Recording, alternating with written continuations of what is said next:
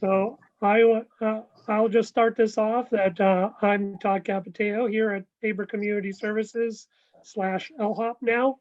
And we're trying to get these resource guides out so folks are able to use the resources within your communities. And I want to go over an overview of some of the changes from a week and a half ago. And I'm going to have Mike and Shelby kick us off, and we'll go from there. Great, welcome everyone. Thanks for being on here with Zoom or on Facebook Live. As Todd said, we wanted this to be a resource from Tabor and LHOP from our experience helping people overcome housing and financial challenges, knowing that so many more people are now facing those big questions for the first time because of COVID-19. We are working to make sure this is a living, breathing document, updated in both English and Spanish on a weekly basis. We know that there's a lot of other organizations who are providing great information in their areas of expertise. So we're trying to link to all of that as well, not to mention all the incredible organizations who are making sure that people's basic needs are being met related to food and gas and clothing and other areas of need. So we want to make sure that we can use this platform to get information out about that as well. The landscape keeps changing. You know, we were talking back in the beginning of March about unemployment under 4%, and now we're looking at unemployment over 20%, with some forecasts to be up as high as 30% unemployment. So the landscape has totally shifted. It's affected pretty much every household one way or another. So we understand that this is difficult. We hope that these conversations can be a source of helpful information to the help that is out there at every level of government and in the local community as well.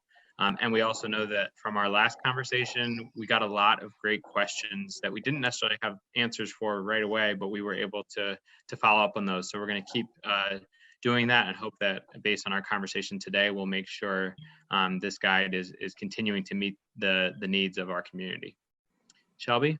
Yeah, the only thing I would add is because, you know, this group tends to be service providers and people on the ground, it's great to have the feedback and just kind of combine all of our resources to understand, you know, what information we could add to this guide to make it the best resource it can be for the community. So this form here, I'm going to scroll back up to the top. This form here is what we went over a week and a half ago. We've gone ahead and changed or updated a few things on here. As you see on this page, you'll see some highlighted text. Those are the things that are new. So there was some things added to the table of contents for some new content that was added. So I'm going to quickly go over some of the older things, but also kind of stop on some of the new things that we've added since the last time we were together. This one here, this whole page is something new. We've got a lot of requests, and to Shelby's point, that if you have information or things that you're looking to get and you're not seeing resources out there, send it our way. We'll try to find something. This form here was because of feedback that we got that said that we needed to give folks out there something to actually review when they get their stimulus check or their tax refund. So the first 1 through 8 are for folks that there's immediate needs. The first thing you want to do is you want to calculate and do a budget and find out, is there any money that you can save from this? Because we're not sure how long people are going to still be out of work. We're still in limbo. Lancaster County might be one of the counties that has an extension on the stay-at-home order because of the amount of cases that are coming out. So you want to look at saving part of this if you can. Don't make any large payments to debt. If you've been trying to pay down credit card debt or other debt, you may want to hold on to the money and do the minimum payments unless you know for sure that you have income coming in. You want to be able to split your bills between essential and non-essential. So if there's something that can wait, something that doesn't need to be paid right now, hold off on that. We have an example in there that one of the biggest things that it should be used for is your mortgage or rent. If your rent is less than $1,200 a month, you're talking about a stimulus check that could pay a month or more of rent, in some cases, multiple months of rent. So to keep it aside, I've even had landlords that have said that some of their tenants are just paying a month or two ahead because they're just not sure where they are right now. Call your mortgage company, see whatever programs they might have. Same thing with utilities and loans and credit cards and stuff. You want to see what the actual creditors are willing to offer to you to be able to save some money right now and keep it in your account. Don't start any new loans like a new car loan or a new credit card or anything like that unless it's 100% necessary. 9 and 10 are a little bit beyond that. If there's folks in the group that, you know what, I got my stimulus check and I'm able to save majority of it. That's a wonderful place to be, but that's not where most people probably are. I put down a couple things that you might want to treat yourself. It's sometimes good to be able to say, hey, I've got the family around me, or I don't have the family around me, and I want to be able to order out from someplace I normally wouldn't do. Within reason, you don't want to spend $1,200 on a meal, but $100 or less might be feasible for something like this. And also, lastly, is a lot of folks have been giving. I know a lot of the organizations that are represented here have seen giving continue. In some cases, not as much as before. In other cases, more than before this was here. And of course, at the bottom, don't forget to do your taxes. Just because they were not due on April 15th doesn't mean they're not due. They just got extended to July 15th, and online services are still available, and some tax services are allowing you to drop off or email paperwork in, and they're able to do those for you without you having to go in face to face. So just some tips there. Nothing changed on this form here about paying loans and bills and how to contact your lenders. Being proactive is still kind of goes to the points that I've already reviewed, but being proactive in this process and calling your lenders, calling your landlord, calling all of these different things before there's an issue is always going to be the key to be able to get the best deal for you. There has been the halt for foreclosures and evictions from the federal level is still the 120 days. From the local level, that has been pushed through the end of May. So that just came through for Lancaster County from the courthouse there, that it is through the end of May. This one here, we did update because most of the federal student loans are automatically being placed on an administrative forbearance, that if you have personal or private student loans, you still need to call those in. If they're not being held by the federal government or they're backed by federal funding, then you still need to call in and be able to put those on some sort of forbearance or deferment type of things. So that was an addition on this page here. And that just goes to this page. We just updated it that if you have the private loans, you still need to do that. We also updated some of the information about unemployment and the contact information there. I know that that's been a huge challenge for many folks. So we'll try to address a little more with that later. The lender contact list is still the same. We haven't updated anything there. If there's lenders that you're seeing that they're being hard to contact, please let us know and see what we can do.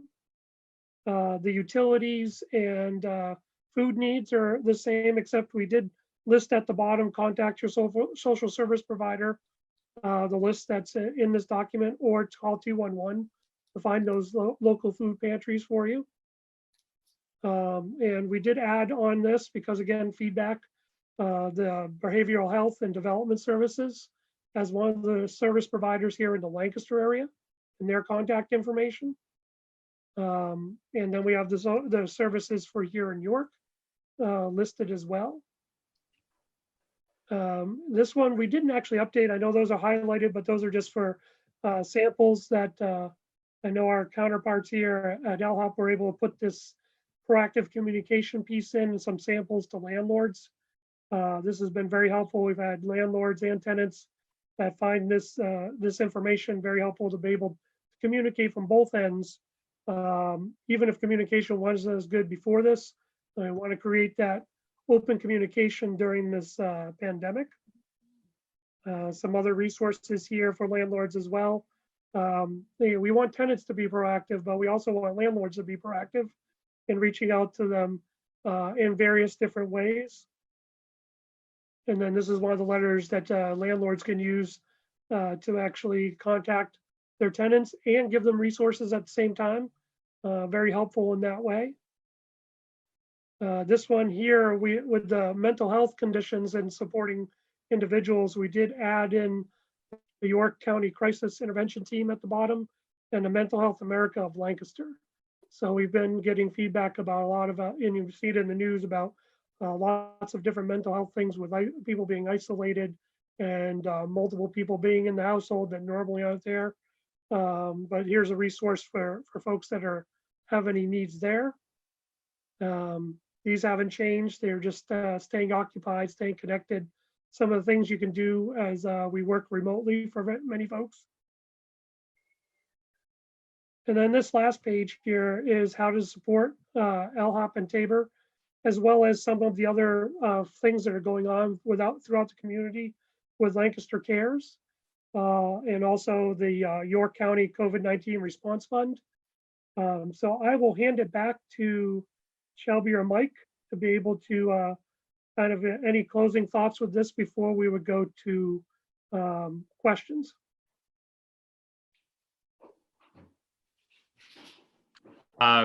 Yeah, we have been blown away by some of the response from the community, especially for that Lancaster Cares Fund, which I think is now over $1 million, and that's intended for direct client assistance related to food and housing and other needs that are emerging.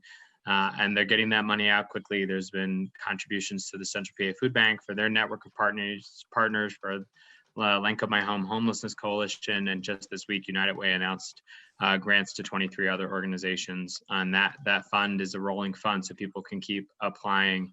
And we are also grateful for some of the contributions that have been coming into Tabor and to LHOP for our services, as well as for donated items that are there on that Amazon wish list that's really helping for folks who are living on the street. Likewise to the participants at TLC, things like diapers, wipes, those kind of things, really helpful. So any contributions that you are able to make, we're grateful for.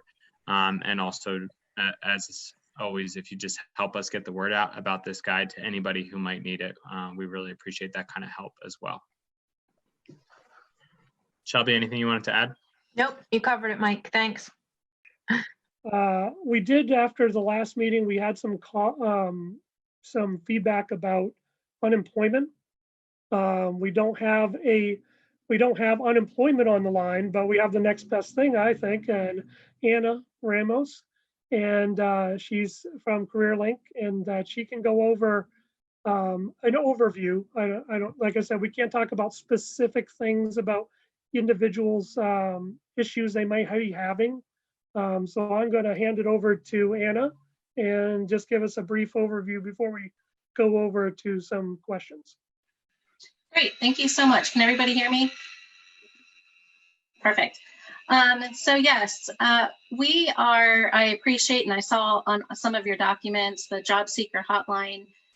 We've just pivoted at the CareerLink, so we have a lot of remote services happening right now for anybody that is having any type of employment issues. There's all of our workshops are now virtual. There's webinars happening. So I really encourage you to check out the PA CareerLink website for all those services. As you can imagine, the vast majority, about 95% of the calls into the CareerLink are all about unemployment. So Arida, our receptionist, has become a UC expert unofficially. And she is in contact with them every day. Just when there's a series of questions that seem to be the same, she can email them and ask some questions and get some really good feedback that she can share with folks. So I encourage you to continue to give us a call. We'll do whatever we can. Most specifically about unemployment, there's a couple of things. The system itself was in the process of being updated. I know everybody hears that, but there was a lot of updates happening that with the amount of people calling and what we're trying to use the system to do, it's just been overloaded. But I'm on a call every Monday, as well as our executive director with the workforce board, with the state folks, and we hear from unemployment, and they are working as aggressively as they can. They have anywhere between 40 to 70,000 phone calls a day that are unique callers. So you could imagine the amount of need to respond to those. And I will let you know that there are plans. So there are plans to get additional folks to help answer those questions. They're looking at different departments within the state, and they're already in the process of training them so that you will not be on hold for a long time, or you'll be able to get a phone call back within, they're saying at least 24 to 48 hours with a response. I will tell you though that, you know, for folks that were applying to the PUA, to the Pandemic Unemployment Assistance, continue to apply. What happens right now is your application is going into the system, and there are folks that are reviewing those applications. And what we are being told is not until May will any folks be receiving any type of payments. The system right now was only set up to accept applications, not actually to issue any payments. So once you've done that and you receive your information, just sit tight. I know that's hard to say, but they are going through that process, and that will get fixed. And at the point that you are determined eligible, everything will be backdated. What we can help to do, and what we try to do with our phone calls and when you call into the CareerLink, is answer as much as we can that we know, because we're trying to help eliminate the vast majority of folks calling the unemployment office or going in to send emails and asking questions. If you've done everything and it says that you're complete and that you haven't received any more information, it's unfortunately just a waiting game. It will happen and catch up. So that's what I can say. I know that there may be specific questions that maybe I could help, but the state's aware. And what I can say is, you know, each CareerLink is being trained on what we can and can't answer as far as unemployment. And we're doing as much as we can. I know the state's doing as much as they can to get more and more folks in the pipeline trained to be able to access all of these questions. Thank you, Anna. We do have one other person on here. I think I see her phone number down there. Vicki, are you on the line? Yes, I am. Vicki's from, we had some transportation questions last time as well. So she's from RRTA, and she did give me a few notes to say that it's still on Saturday schedule, and that everyone that's riding on the buses do need to wear a mask, and that they're asking all riders to actually enter from the rear of the bus. So those are some of the highlights I got from her email. Is there anything else you wanted to explain, Vicki? No, and also on the fixed route bus, since they're entering from the rear, there is no fare. It is free service currently. And then we also have our access for disabled and elderly, transporting that the clients for medical appointments and grocery shopping and pharmacy trips. Now for that service, they have to be registered. They can contact our office for the applications if they're not already registered. That's great, because that was the next follow-up question. I know some folks had asked about access, so I appreciate that. All right, then I'm gonna thank you again for your time. Thank you for your feedback in the chat and verbally here. And if anything else comes up, please let us know, and have a great day.